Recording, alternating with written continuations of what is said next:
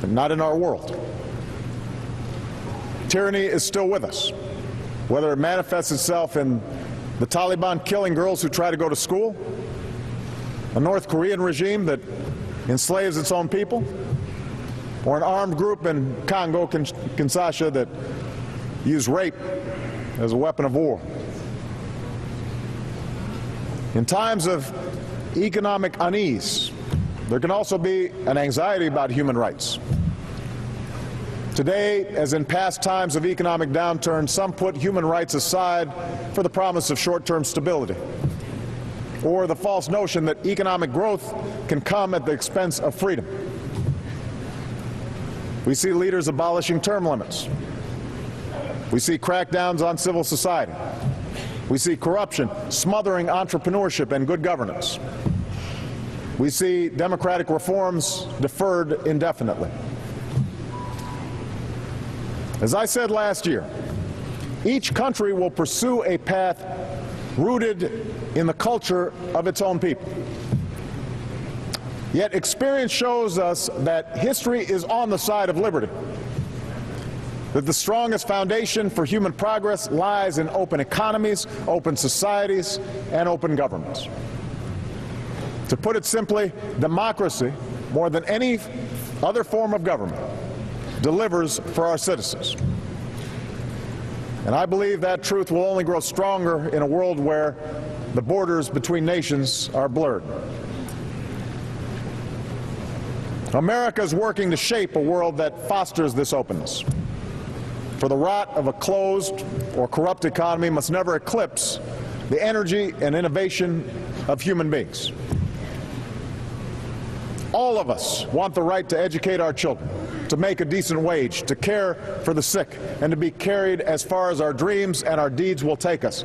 But that depends upon economies that tap the power of our people, including the potential of women and girls. That means letting entrepreneurs start a business without paying a bribe, and governments that support opportunity instead of stealing from their people. And that means rewarding hard work instead of reckless risk-taking.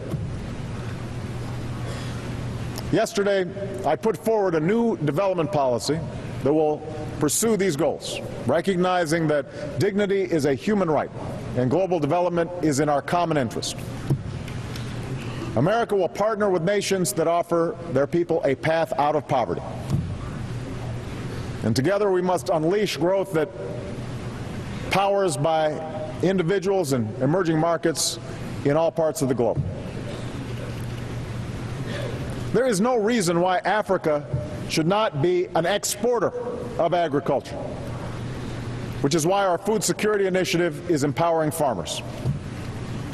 There's no reason why entrepreneurs shouldn't be able to build new markets in every society, which is why I hosted a summit on entrepreneurship earlier this spring. Because the obligation of government is to empower individuals, not to impede them. The same holds true for civil society.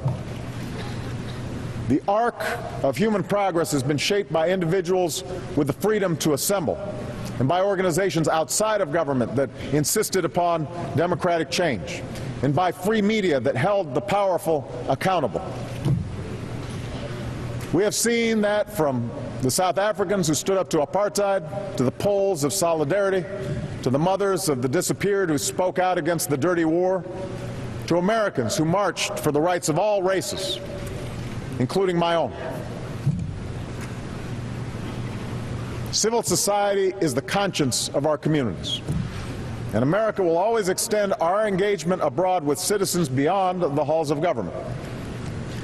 And we will call out those who suppress ideas and serve as a voice for those who are voiceless. We will promote new tools of communication so people are empowered to connect with one another, and in repressive societies, to do so with security. We will support a free and open internet so individuals have the information to make up their own minds. And it is time to embrace and effectively monitor norms that advance the rights of civil society and guarantee its expansion within and across borders. Open society supports open government, but it cannot substitute for it.